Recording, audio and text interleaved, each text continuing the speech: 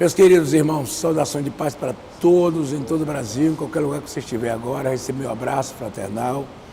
Nós estamos na TV CPAD, sou o pastor José Alves Ferreira, no nosso programa é Aconselhamento Pastoral. Eu quero pedir que você recomende o pessoal da sua igreja, recomende as pessoas, obreiros principalmente, para assistirem estas palestras sobre aconselhamento pastoral. Eu estou numa série de conselheiros da Bíblia.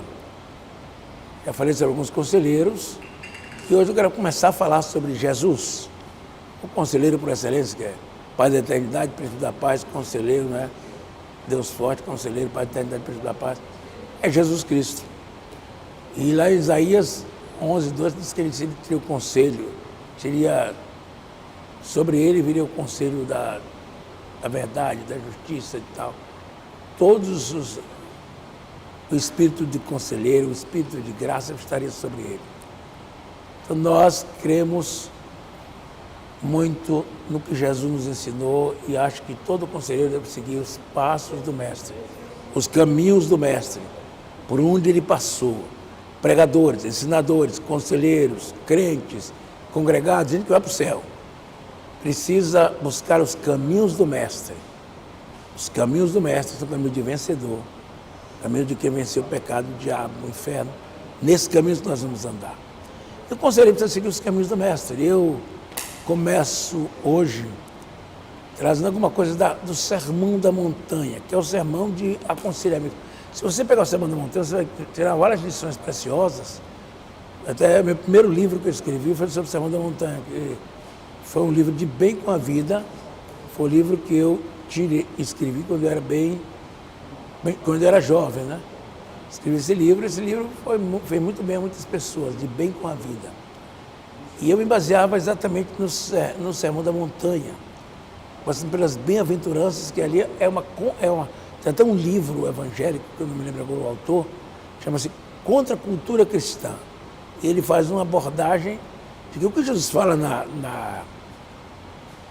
no Sermão da Montanha é uma confrontação. Por exemplo, bem-aventurados que choram. No mundo, chorar é coisa feia. Bem-aventurados que choram.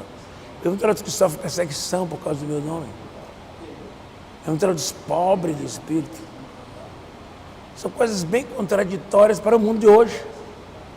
O mundo de hoje, bem-aventurado quem é rico, bem-aventurado que não precisa chorar, bem-aventurado que vive oprimindo os outros, nunca é oprimido. Mas o Sermão da Montanha começou com as bem-aventuranças, as beatitudes, que fala sobre as bem-aventuranças daqueles que sofrem, que choram, que enfrentam tribulação, que têm fome e sede de Deus. Por aí começa. Mas você vai encontrar muitos assuntos importantíssimos no Sermão da Montanha, que eu quero.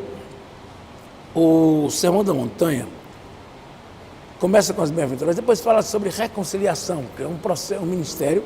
O apóstolo Paulo fala, nós temos que ter a palavra da reconciliação. Temos que ter o ministério da reconciliação. Temos que ter a sabedoria da reconciliação. Não é? Paulo fala sobre a palavra, fala sobre o ministério, fala sobre a sabedoria que nós temos que ter para reconciliar. A reconciliação é uma coisa que o conselheiro tem que trabalhar muito, porque nós trabalhamos em cima de reconciliação. Jesus, nessa parábola da montanha, ele fala sobre alguém que ia trazer o seu sacrifício ao altar. Antes de sacrificar, como se dissesse, Deus não aceita sacrifício de tolo. Deus não aceita sacrifício de alguém que não perdoou, que não se reconciliou, que não fez a paz com o outro. Aí Jesus trabalha o seguinte: cometeu algum erro? Antes de levar o teu sacrifício ao altar, vai atrás daquele que você ofendeu, do ofendido, reconcilia-te com ele e depois vem e apresenta a tua oferta e tua oferta será aceita. Preste bem atenção a isso que o Senhor Jesus disse. Não adianta você oferecer jejuns, não adianta oferecer dízimo, oferta, se você não se reconcilia com o seu irmão. E o Senhor diz, vai, reconcilia-te com ele e depois apresenta a tua oferta. Então, é um livro muito interessante que diz assim: Ofensa, isca de Satanás. Lê esse livro, é muito bom. Ofensa, isca de Satanás. Eu li esse livro, de Bevere. As pessoas, às vezes, vivem sofrendo exatamente por causa da ofensa. Foi ofendida, nunca se reconciliou com o ofensor. E o ofensor nunca se reconciliou com a ofendida. Acontece que as pessoas que não se reconciliam têm dificuldade de reconciliação. Estas pessoas nunca serão felizes. Pessoas que têm dificuldade de se reconciliar, dificuldade de buscar aquela pessoa que está ofendida e continua com aquele mal na sua vida. Mas eu quero dizer uma coisa para você hoje: as coisas todas são passageiras, tudo vai passar, mas Jesus ama o teu próximo como a ti mesmo, e a Deus sobre todas as coisas. É fundamental amar o teu próximo como a ti mesmo. Eu preciso amar você, perdoar você, me reconciliar com você. Eu quero fazer um apelo hoje aos conselheiros, que vamos orientar o aconselhamento entre irmãos. Irmãos estão brigando, existem muitos grupos dentro das igrejas, contenda, conflito, pastores irados, magoados. Não são poucos. Não são poucos pastores magoados com seus colegas, ou com membros da igreja, ou com obreiros do ministério. E às vezes até líderes do povo de Deus passam um tempão sem se resolver com o seu irmão. Pedir perdão, se humilhar para uma ovelha, não pode. Pedir perdão para o obreiro que trabalhou com ele, mas foi ele que me ofendeu. Pedir perdão é o segredo para uma vida cristã, ministerial, próspera e abençoada. Então, se não houver reconciliação, não há paz no coração. Dos pastores precisam se reconciliar. Os irmãos da igreja um com o outro. Ofensas. Ofensa é isca de Satanás. A ofensa está afastando você de Deus. Você se sente ofendido, até abandona a igreja porque sente que o pastor lhe ofendeu. Se for o pastor que te ofendeu, procura o pastor. Pede perdão para o pastor e o pastor também vai te pedir perdão. A ofensa mata você. A ofensa mata a sua fé. Então nós, conselheiros, precisamos trabalhar para saber a raiz da falta de reconciliação, a raiz de amargura, a raiz do ódio, do ressentimento que está implantado nas pessoas. Pessoas estão com profundas raízes de ressentimento, de amargura, de ódio. E essas raízes de amargura que estão ali estão impedindo as pessoas serem abençoadas. E o trabalho do conselheiro é arrancar essa raiz, o mal pela raiz. É convencer as pessoas a confessar seus pecados. É convencer as pessoas a pedir perdão ao outro, mesmo que se ache certo. Porque diante de Deus ninguém tem razão. Só um que nunca pecou é Jesus Cristo, é o Pai, é o Filho e o Espírito Santo. O resto todos nós somos fracos. Às vezes nós insistimos em não perdoar o outro. E quando a gente está doente, eu quero dizer a você, tem muita gente com depressão, com ansiedade, com pânico, com diversas patologias psicológicas, patologias do psique, porque não conseguiram se reconciliar com o seu irmão. Não conseguiram se reconciliar um com o outro. Vem também marido e mulher, pais e filhos. Os conflitos maiores são dentro dos lares. Vê a história de Esaú e Jacó. Uma família onde estabeleceu um ressentimento. Esse ressentimento durou 20 anos. 20 anos de ressentimento. Eles não conseguiram se entender durante os 20 anos. Depois veio Jacó, se arrependeu, colocou o joelho no chão, se quebrantou, pediu misericórdia, pediu perdão. E naquele momento eles se abraçaram, se beijaram e houve um perdão entre Jacó e Esaú. Mas foi uma coisa terrível. Aquela contenda quando o próprio Esaú quis muito matar Jacó. Existe outra contenda terrível na Bíblia entre parentes, que é a contenda de Davi e seu filho, Absalão. Seu filho Absalão. Uma contenda, Absalão queria tomar o reino. Absalão foi violento com o pai, queria matar o rei. Queria matar seu próprio pai. Imagine isso. Queria matar seu próprio pai. E isso é uma coisa complicada, seríssima, dentro de uma família.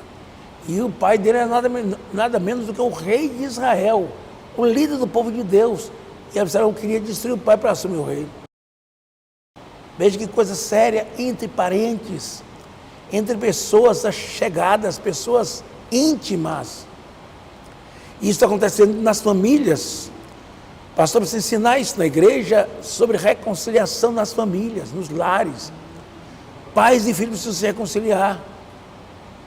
O profeta Malaquias diz que Deus converterá o pai aos filhos, o coração dos filhos aos pais, o coração dos pais aos filhos. Isso é um trabalho nosso de conselheiro. Às vezes o problema chega no nosso gabinete, incrível. Eu tenho enfrentado problemas para tratar de casais quase insolúveis. Alguns chegaram ao limite do insolúvel. Alguns não se resolveram. Alguns se separaram. E eu acompanhei muitas coisas. Tenho acompanhado muitas coisas de casais que se separam porque não teve conselheiro que desse certo. Não permitiu que Deus fizesse milagre. Não teve conselho que funcionasse.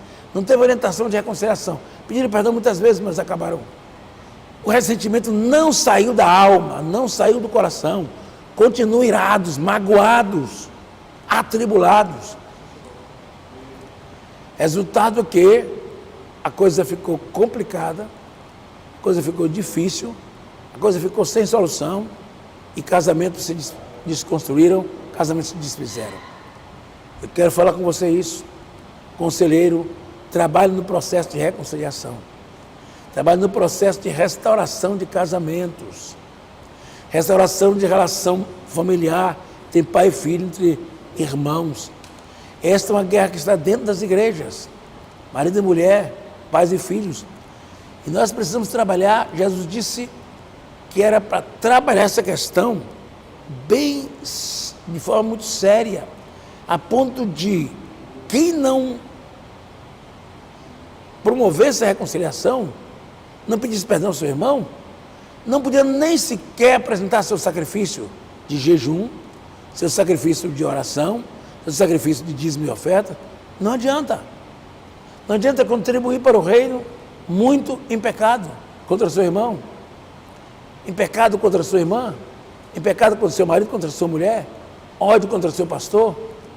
Essas coisas são o aconselhamento. Começa por ouvir as partes. Depois de ouvir as partes, fale sobre perdão para eles, sobre reconciliação. Dê tempo para eles refletirem sobre isso. Conte na Bíblia os assuntos. Fale da Bíblia para eles, do que Jesus falou sobre isso. Sobre perdão, sobre reconciliação. Fale para eles sobre isso. Convença-os a se abraçarem e se perdoarem. Isso vai durar tempo. Arranque a mágoa do coração dele, levando a mudar o pensamento, mudança de pensar, de sentir, de fazer. E essa mudança pode ser fundamental. Essa mudança pode ser total. Mudar a maneira de pensar sobre o outro e sobre si mesmo. E lembrar uma coisa muito interessante. A pessoa que perdoa ou que pede perdão, a que toma iniciativa, mesmo que o outro não queira perdoar, é a que é abençoada. Você pode estar 100% ferido, mas se você toma iniciativa, como Jó foi abençoado quando começou a orar pelos seus amigos, muito amigos, como dizem por aí. Amigos cruéis, amigos que só acusaram, amigos que nunca ajudaram, não trouxeram um conselho de paz para Jó, mas Jó orou para aqueles falsos conselheiros. Orou e buscou resposta de Deus para a vida deles. E Deus veio e abençoou Jó ricamente. Passe isso para os seus aconselhados. De repente, uma pessoa vai partir do princípio que vai aconselhar para ele mesmo ser abençoado. Vai aconselhar ou vai reconciliar para ele mesmo ser abençoado. Ele vai pedir perdão e a bênção vem na vida dele. Deus vai restaurar sua angústia e vitória. A alegria vem ao coração de quem perdoa, de quem se reconcilia. A reconciliação vai produzir alegria. E quem não perdoa, adoece, fica doente. Mas quem perdoa é curado, restaurado pelo poder do nome do Senhor. Quem coroa ou quem perdoa é abençoado.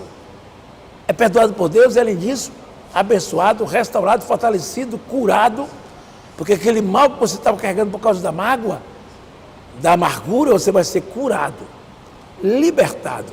Você que tem uma iniciativa, mesmo com razão, mesmo tendo razão, você tem que orientar que mesmo tendo razão, procure a pessoa. Não é só quem tem razão, só quem pede perdão, não é só quem não tem razão. Quem tem razão também procura. Quem tem razão busca a pessoa. Quem não tem razão busca a pessoa. Quem tem razão também busca a pessoa. Busca o outro mesmo que você não tem razão. Isso tem que ser orientado. Porque tem gente doente, acabado, triste, minguando na fé, morrendo espiritualmente, porque a falta de perdão rouba a nossa fé. A falta de perdão rouba a nossa vida abundante. A falta de perdão rouba a nossa alegria. A falta de perdão rouba a nossa paz. Então Deus abençoe você. Nós precisamos ajudar pessoas a se reconciliarem. Tem uma palavra de reconciliação, a Bíblia fala também, ministério de reconciliação. Os conselheiros têm o ministério da reconciliação. Alimente esse ministério, nutra esse ministério, exercite esse ministério. Faça com que esse ministério seja forte na tua vida.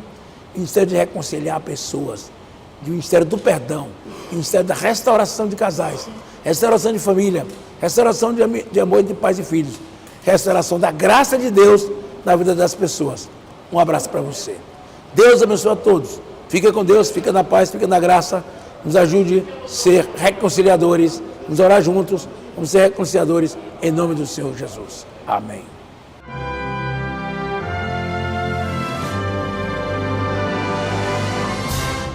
Como evangelizar pessoas de outras religiões? Como aconselhar biblicamente sobre depressão ou drogas? A Bíblia do Pescador oferece estas e muitas outras respostas para quem pratica o evangelismo pessoal. Uma obra completa que aborda de forma acessível conceitos fundamentais que tornam simples e claro o discipulado, o aconselhamento e a evangelização.